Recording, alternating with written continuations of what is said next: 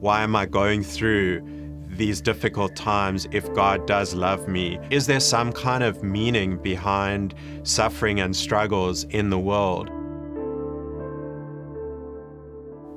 I grew up in Johannesburg, South Africa. My mother was Jewish and my dad was of Dutch origins. When I was quite young, my parents got divorced and I grew up largely with my mother and her side of the family.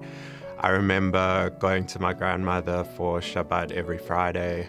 I always felt much closer to the Jewish part of the family than I did to the other part of the family. I like the cultural side of being Jewish, but I felt like something was missing. I thought a little bit about the story of Pesach, and I thought about the story of how the cloud of God's presence would move, and I felt like maybe the presence of God had moved, but I hadn't kept up with the movement of the cloud, or we hadn't kept up.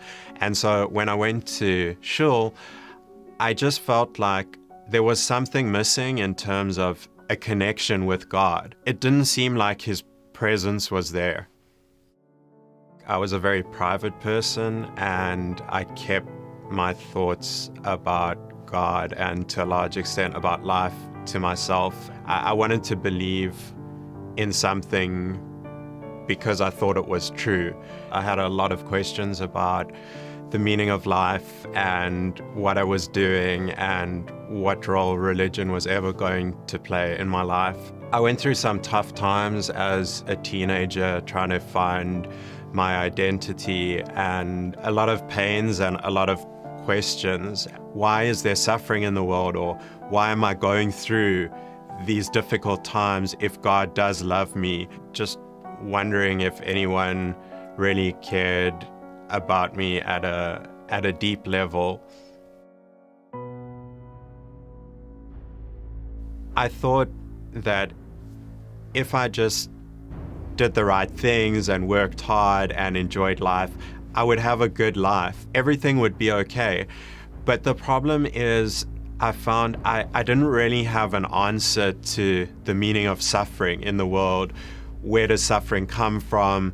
What's the purpose of some of the struggles that I've gone through myself? Is there some kind of meaning behind suffering and struggles in the world? My mother didn't really speak about Jesus. There was this big area that wasn't up for discussion. At some stage during my high school years, I decided to read the Bible for myself and see what it was all about. I encountered something that Jesus said, where He said, "I have come that they may have life and that they may have it to the full." That statement drew me so powerfully because I realized all around me, people are looking for life. Everyone wants life, and everyone wants to feel like there is some bigger purpose to why they're here.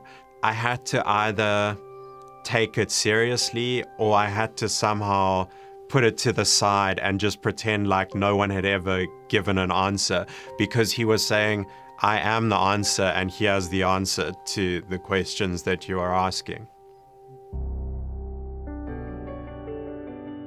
I saw evidence that this Jesus fulfilled the prophecies of a Messiah who would suffer and die for the sins of the world. The greatest example of God using suffering for ultimate good is the story of how Jesus suffered and died for the sins of His people. The one person in human history who never deserved bad things to happen to him is the person who maybe suffered the most. He was put to death at the hands of men, but God raised Him up. It's through the suffering of Messiah that He brings us into the presence of God and opens up a relationship with God. If God used the greatest example of human injustice and of suffering to bring about the greatest miracle in the history of the world, there is hope when I go through struggles in my own life, and hope that no suffering is in vain. It all has a purpose in God's plan. I wrestled a lot and I struggled a lot. I felt like there was a distance that started to develop between myself and my family. And it started to come to a position where I realized I needed to make a choice. And I started to realize that this promise of abundant life that Messiah makes is a promise that is worth much more than any human relationship or the approval of people. God didn't feel distant anymore. I felt like He was moving my life in a certain direction, and I didn't know where it was all going, but I felt like there was no other way or no other path for me to go. I'm a professional investor, and so I'm very aware that people want good investments that will give them a return over the long term.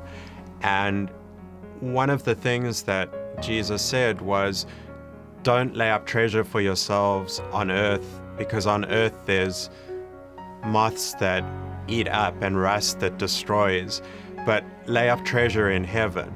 Everyone is aware that they only have a short time on this earth, but people are so obsessed with making money and having a lot in this life, but they seem to want to forget that they can't take any of that with them.